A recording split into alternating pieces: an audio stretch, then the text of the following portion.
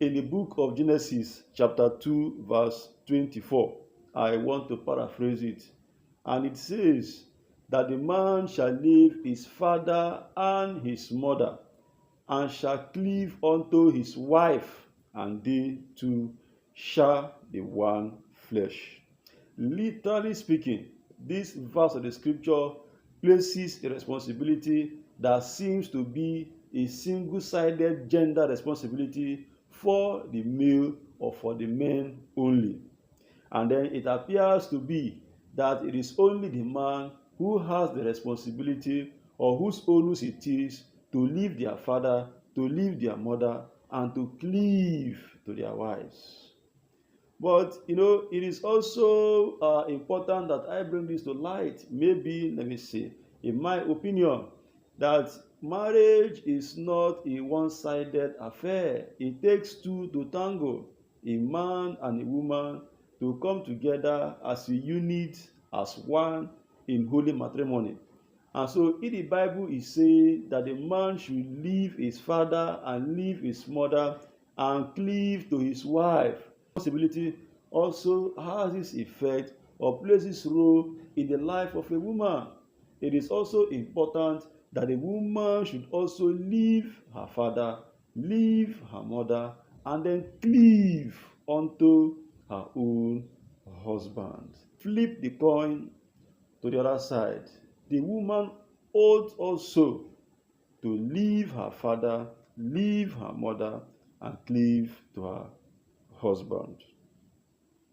Now, the living and cleaving does not mean that couples should abandon their parents or abandon their fathers or their parents' family and say, oh, because the Bible has said we should leave our parents or leave our father and our mother and be cleaved to our spouse, then that means we should abandon our parents or abandon our parents' family completely. No, it doesn't mean that. It means that your primary responsibility as a married person, your primary responsibility as a married individual is to your immediate nuclear family, the family that comprises you as a husband with your wife and children, if there are any. That is your primary responsibility.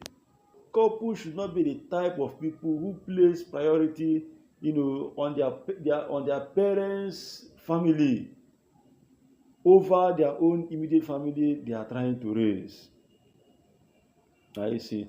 And then, for goodness sake, living and cleaving, you understand, means that the strength or the influence of external stakeholders, that is to say, the influence of outsiders, they could be your present family members. What we're saying is that their influence should not have so much impact or so much strength in your marriage. The opinion of people that are not your spouse, they could be your siblings, no matter how bonding or no matter how loving or no matter how strong the affection you share with your siblings is.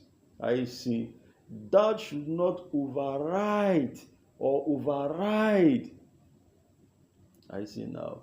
The influence of your spouse as a husband or as a wife. Living and cleaving, like I said, does not mean you should abandon your parents.